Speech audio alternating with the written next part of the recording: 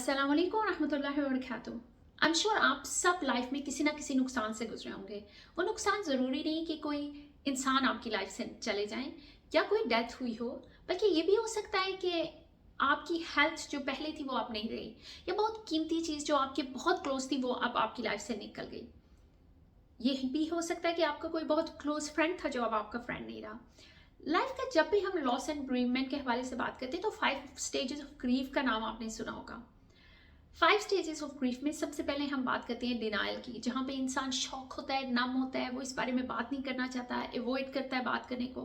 फिर आ जाता है एंगर, जहाँ पे हम इतने एंग्री इरिटेबल हुए होते हैं कि हमें इसके हवाले से कोई बात नहीं करनी। फिर आ जाती है बार्गेनिंग, जहाँ पे लोग दुआ करते हैं अल्लाह से, अल्लाह प्लीज़ हमें ये सेहत वापस दे दे, हम ये करेंगे, हम नफिल पढ़ेंगे, हम सदका देंगे, बहुत सही ऐसे चैरिटी शुरू हो जाती है। फिर आ जाता है डिप्रेशन, जहाँ पे हेल्पलेसनेस आ जाती है, लो मूड्स आ जाते हैं, और आखिर में आता है एक्सेप्टेंस, जहाँ पे हम कहते हैं कि हाँ, हमने इस चीज़ को एक्सेप्ट कर लिया। अब जब लोग 5 स्टेजेस ऑफ ग्रीफ की बात करते हैं तो यूँ लगता है कि ये सीढ़ियों की तरह वन बाय वन आएगा, लेकिन जब हम थेरेपी रूम में क्लाइंट्स के साथ बैठते हैं तो ये ऐसा बिल्कुल नहीं है।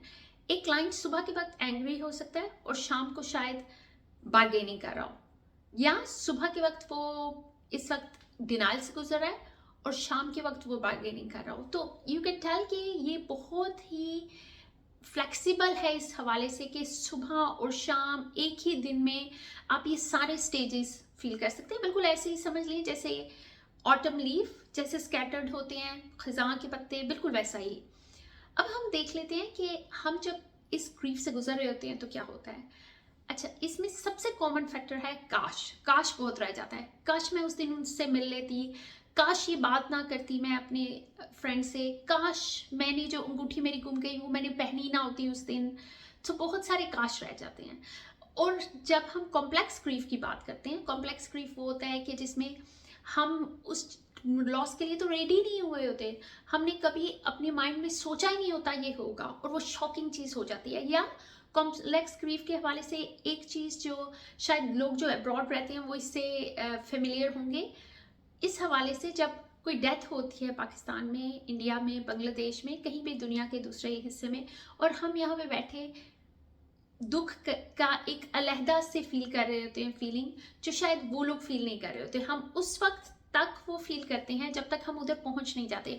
और शायद 5 साल, 10 साल, 3 साल, 2 साल लगे, जब वो सब लोग कैरी ऑन हो चुके थे अपनी लाइफ में और हम उधर पहुंचते हैं। पहले हमने और तरह से फील किया था लेकिन हम शायद फ्यूनरल पे नहीं आए, और अब हम आए तो सारे लोग कैरी ऑन हो गए, लेकिन हमें पहली दफ़ा वो फील हुआ कि उस इंसान के बगैर ज़िंदगी क्या है।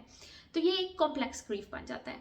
अच्छा, कॉम्प्लेक्स ग्रीफ में हम काश के साथ गिल्ट भी बहुत फील करते हैं, आम हालात में भी फील करते हैं, लेकिन इसमें तो बहुत एक्स्ट्रा होता है कि काश मैं उधर ही रहती उस मुल्क में, ना ही आती इधर, या काश कुछ और ऐसा हो जाता।